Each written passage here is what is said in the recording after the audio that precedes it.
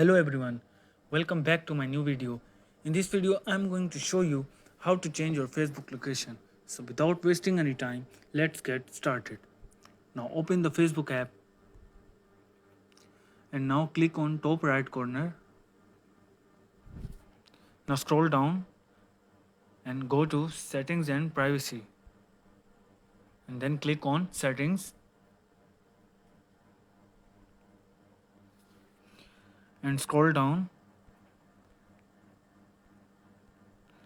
and click on device permissions.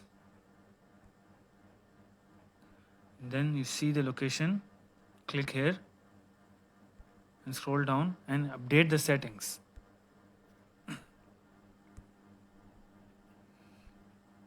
And go to permissions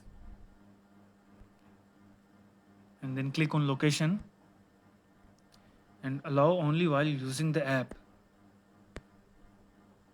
Then go back to Facebook